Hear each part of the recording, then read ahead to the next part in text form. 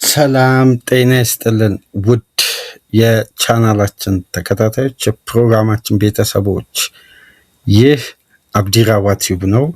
ፕሮግራማችንን ላይክ በማድረግ እንዲጀምሩ፣ ላይክ ስታደርጉ ተደራሽነቱን ተደማጭነቱን ከፍ ስለሚያደርግ ላይካችሁ ይጠቅመናል። ላይክ አድርጉ።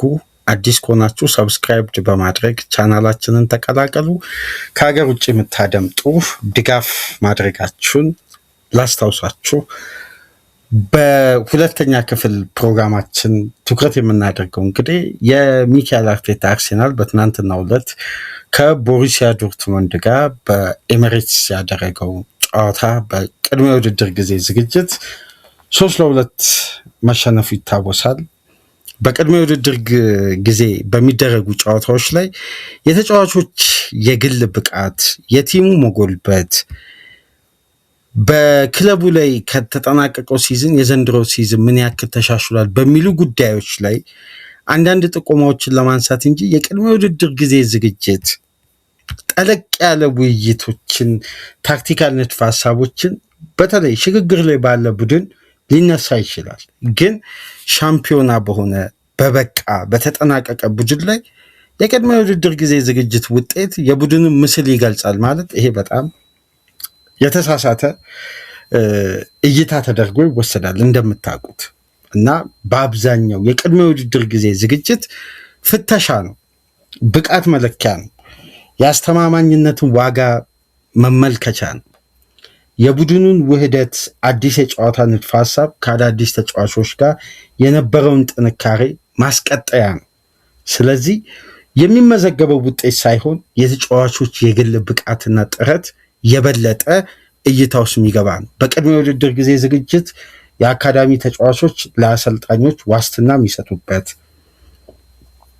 አዳዲስ ተጫዋቾች ለቅንጅት ደቂቃና ሰዓት የሚያገኙበት፣ ቡድኑን ከነባር ተጫዋቾች፣ አዳዲስ ተጫዋቾች፣ አካዳሚ ተጫዋቾችን በሶስት ዘርፍ ወደ አንድ የተጨመቀ ድምር ውጤት ማምጣት ስለሆነ እይታ መግለጫ እንጂ ፍሬ የሚቆረጥበት ወቅት አይደለም። ስለዚህ ውጤቱን ሳይሆን ትኩረት በሚስቡ ጉዳዮች ላይ መወያየት ነው ዋና አንገብጋቢ ጉዳይ። ለዚህም ደግሞ ከመረጥናቸው ነጥቦች መካከል ክርስቶስ ዞሊስ አዲሱ መድፍ ተኳሽ በአርሴናል ግሪካዊው የክንፍ ተጫዋች ብዙ መነጋገሪያ ርዕስ ፈጥሯል። ብዙ አንደኛ አፋጣኝ የሆነ ከተጫዋቹ የሚጠበቀውን ኤክስፔክቴሽን በሲዝን ውስጥ ለአርሴናል ሊሰጥ እንደሚችል ባለፉት የፕሪሲዝን ተከታታይ ጨዋታዎች ላይ በደንብ ማሳየት ጀመረ። ከዢሮና ጨዋታ አንስቶ በቤቲስ ጨዋታ፣ ትናንትና በነበረም ጨዋታ የዚህ ተጫዋች የሜዳ ውስጥ እንቅስቃሴ ለእግር ኳሱ ቤተሰብ አሁን በአርሴናል የክንፍ ተጫዋች ጥያቄ ላይ ምንም ጥርጥር የሌለው አዲስ ዳይናሚክስ ጨምሯል። ይሄ በኳሊቲ በሱፐርስታር ቦታው መጎልበት አለበት የሚለው ጉዳይ እንዳለ ሆኖ ግን ይሄ ተጫዋች አንደኛ ቨርሲታሊቲው አማራጭ ሰፊ መሆኑ፣ በቀኙም ዊንግ በግራውም ዊንግ ከአጥቂ ጀርባም ወደ አጥቂ ገባ ብሎ የመጫወት ባህሪው የበለጠ የዚህን ተጫዋች ተመራጭነት፣ ተፈላጊነት፣ የአርሴናል መልማዮችን ውጤታማነትን በግልጽ ያንጸባረቀ ነው። ግን በቅድመ ውድድር ጊዜ ዝግጅት አንዳንድ ተጫዋቾች ሲሪየስ ሆኖ ለአሰልጣኙ፣ ለክለቡ ደጋፊዎች፣ ለክለቡ ባለቤቶች ለተፈጸመበት ኢንቨስትመንት ኃላፊነት ሲቀበል ከሚያሳያቸው ጥረቶችና ምልክቶች መካከል በአብዛኛው እዚህ ተጫዋች ላይ በሲዝኑ በውጤት ጨዋታዎች የበለጠ ጥረቱም ብቃቱ ሲሪየስ በሆኑ ጨዋታዎች ላይ ከዚህ በላይ ከፍ እንደሚል በርካታ ተስፋዎችን አሳይቷል። ይሄ የማይካድ የዚህ የዝውውር መስኮት ተዘዋብሮ በየክለባቸው መጫወት ከጀመሩ የቅድመ ውድድር ጊዜ ዝግጅት እንቅስቃሴያቸውን መመልከት ከጀመርናቸው ተጫዋቾች መካከል ምናልባት ክርስቶስ ዞሊስ የበለጠ በሜዳ ውስጥ ፔርፎርም የማድረግ አቅሙን እያሳየ ነው የሚገኘው። ይሄ ተጫዋች ከክለብ ብሩሽ ሲመጣ ቁጥሮቹ አንዳንዴ ከሊግ ስታንዳርድ አንጻር ሳቢ ሆነው ግን ቁጥር በሚያሳስቱ ዝውውሮች ደግሞ የታገዙ ክለቦችን ተመልክተናል። ቁጥሮች ብቃት ሳይሆን የነበረው ቁጥር የሊጉ ሌቭል ከብቃቱ ጋር እኩል ላይሆን ይችላል። የተጫዋቹ ብቃት ከሊጉ ስታንዳርድ ከፍ ሊል ይችላል። ግን ይሄ ተጫዋች የተዘዋወረው የዓለማችን ትልቁ ሊግ ላይ ፕሪሚየር ሊግ ነው። ግን ይሄ ተጫዋች እንዴት አዳፕት አያደርግም? እንዲህ አይነት አስተማማኝ ብቃት እያሳየ ይሄ ተጫዋች ለአርሴናል የክንፍ መስመር አዲስ ዳይናሚክስ ፈጥሯል ስንል በምክንያት ነው። እንዴት አዳፕት አያደርግም? በደንብ እያሳየ አዳፕት ማድረግ እንደሚችል ያውም የፈጠነ ምላሽ በቅድመ ውድድር ጊዜ ዝግጅት ታስታውሳላችሁ። አርሴናል ለምሳሌ የካይ ሃቨርትን ዝውውር እንደፈጸመ የአርሴናል ደጋፊዎች ጥያቄ እኮ የጀመረው በቅድመ ውድድር ጊዜ ዝግጅት ታስታውሱ እንደሆነ በአሜሪካ የነበረው ቆይታ ወቅት ሃቨርት ግብ አስቆጥሯል፣ ግብ ላይ ተሳትፎ አድርጓል። ግን ፖዚሽኑ የሚጫወትበት ቦታ የተጫዋቹ ኮንፈርት ዞን አይደለም በሚል ቅድመ ውድድር ጊዜ ዝግጅት ነበር ጥያቄዎች መነሳት የጀመሩት። እንቆቅልሾች ሲዝን ውስጥ ገባ አርቴታ በግራ 8 ቁጥር በዣካ ቦታ ለረጅም ጨዋታዎች ሞከሩ። ተጫዋቹም ሳይኮሎጂካሊ ከሚዲያው ጫና ከደጋፊዎች ትችት ጋር ተያይዞ ውጥረት ውስጥ መግባቱን በደንብ ሲዝን ውስጥ እናስተውል ነበር። ግን በዛም ወቅት የምታስታውሱ ከሆነ ተጫዋቹ ፍጹም ቅጣት ምት እያስቆጠረ ጭምር ሳይኮሎጂካሊ ወደ ግብ እንዲመለስ የክለብ ጓደኞቹ ይረዱት ጭምር ነበር። ግን ኬሚስትሪውን አርቴታ ከዱባይ መልስ ሲቀይር ወደ ሐሰተኛ 9 ቁጥር ሲያስገባው የተጫዋቹን አቅም አውጥቶ ለመጠቀም በር ከፈተ።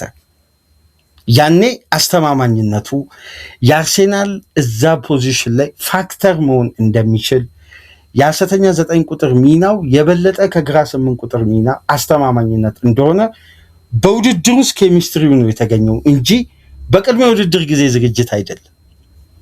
ነገር ግን በቅርብ ዓመት በአርሴናል ዝውውር ላይ አንድ የምናስተውለው ተመሳሳይ ሂደት አለ። ቅድመ የውድድር ጊዜ ዝግጅት ወቅት በደንብ አስተማማኝነት የሰጡ ተጫዋቾች በቀጥታ ሲዝኑም ላይ በዛ ብቃታቸው ሲደግሙ እናስተውላለን በደንብ። ለምሳሌ አምና ታስታውሳላችሁ ማርቲን ዙቢመንዲ ገና የአርሴናል የቅድመ ውድድር ጊዜ ጨዋታዎችን ማድረግ እንደጀመረ የአርሴናል ኦፌንሲቭ ትራንዚሽኖች ላይ ሊመጡ የሚችሉ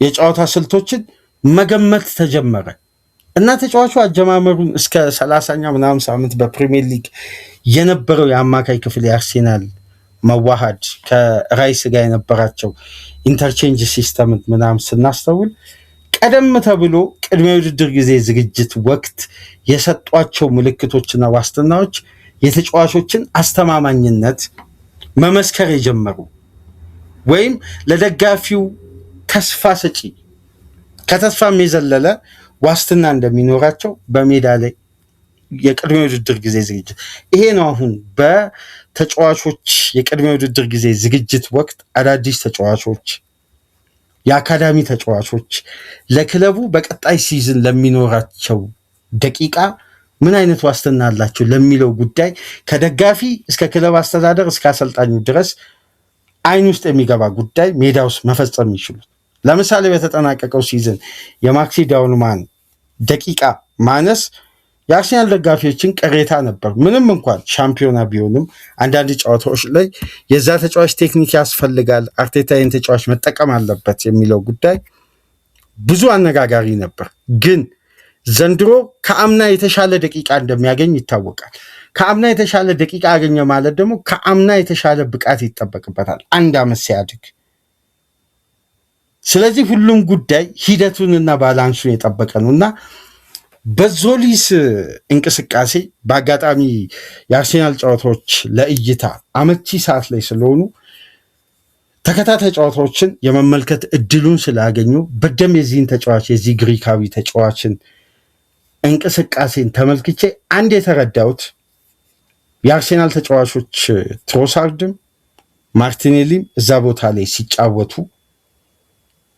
የማይደጋግሙት ወይም በአርሴናል ማጥቃት ላይ የአርሴናል ደጋፊ የሚጠብቀው ድግግሞሽ ያለው የክንፍ ተጫዋች ጥረትን እነዛ ሁለት ተጫዋቾች የቀድሞ የክለቡ የሻምፒዮናነትን ካርድ መቁረጥ የቻለው ትሮሳርድ ማርቲኔሊ ላለፉት 6 ዓመት በቡድኑ በቦታው ላይ ሲጫወት የነበረ ተጫዋች የትሮሳርድ እጅጉን አስደናቂ ሚና የዋንጫ ጉዞ ላይ ለአርሴናል የሰጠው ያ የዌስትሃሙ ጨዋታ ተጫዋቹን ሌጀንድ ያስብለዋል በክለቡ በዚህ ከ22 ዓመት በኋላ በተገኘው ዋንጫ ድል።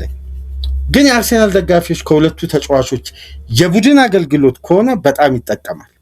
ግን በተናጥል የሌሎች ክለቦች ዊንገሮች የሚሰጡት አገልግሎትን ደግሞ ተመልክቶ ከራሱ ቡድን ጋር ሲያነጻጽር በቁጥርም በአገልግሎትም በኳሊቲም ጋፖች አሉ።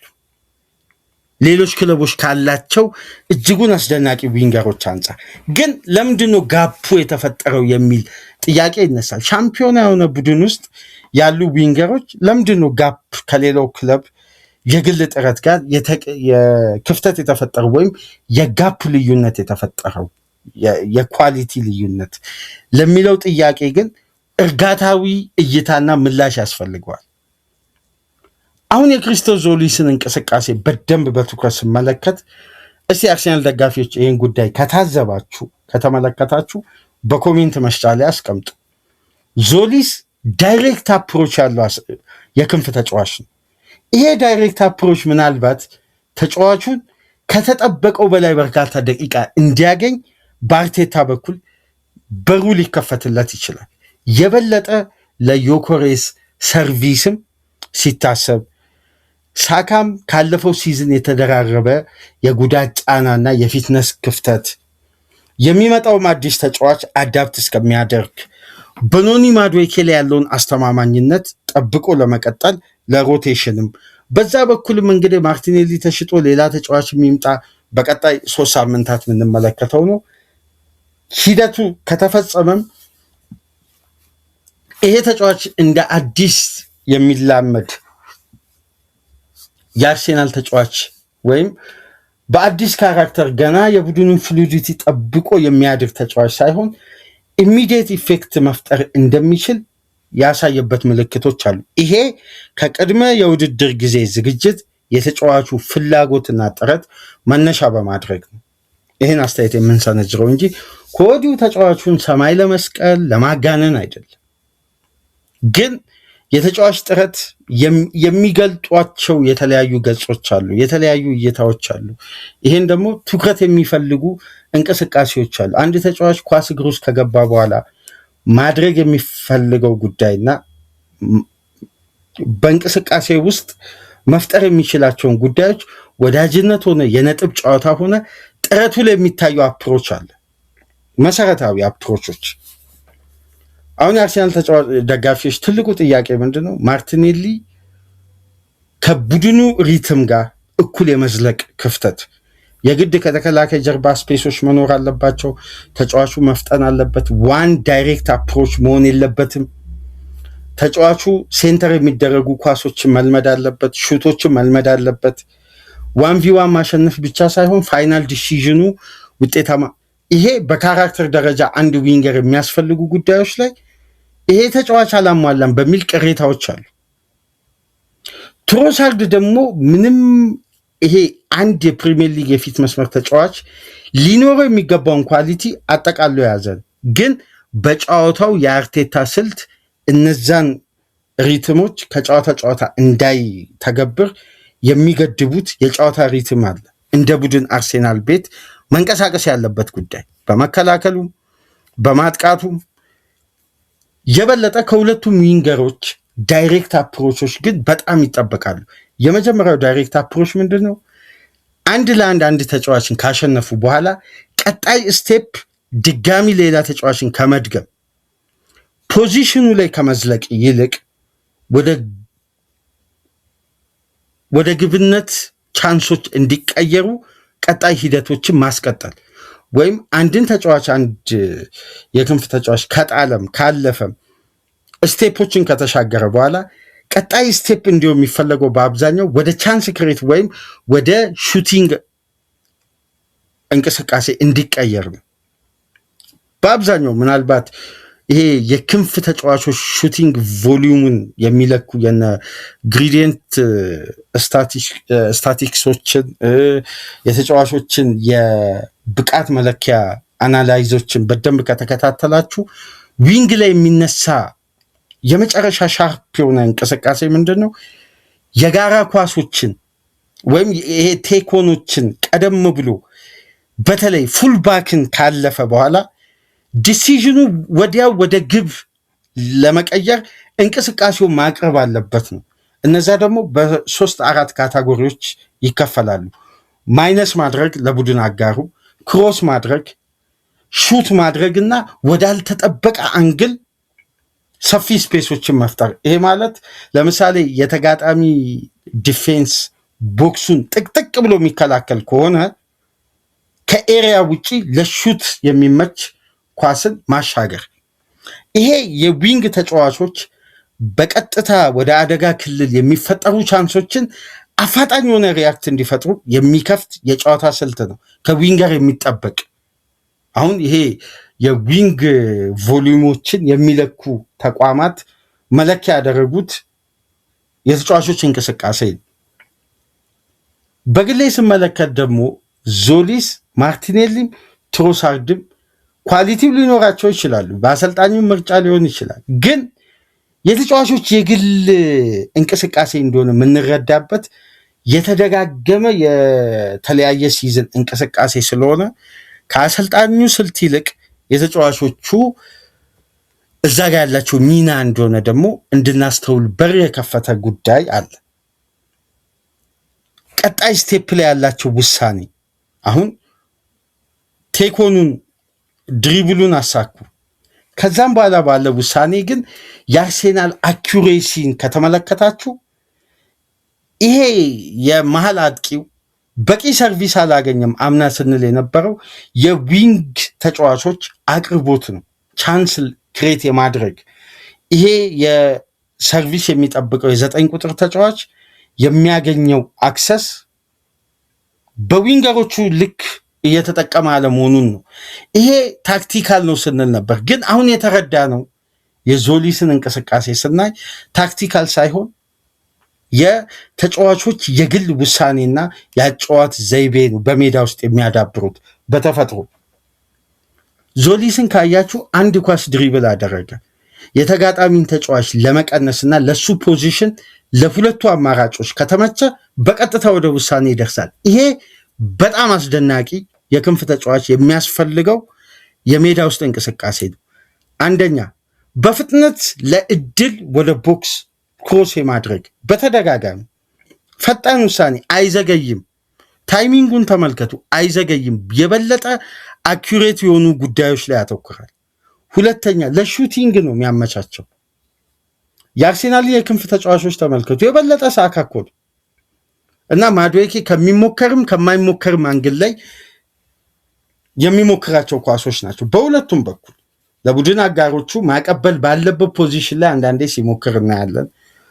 ሙከራዎቹ ደግሞ አስፈላጊ ሆነው ሲሞክርም ኢፌክቲቭ ሳይሆን ሲቀርም እንመለከታለን።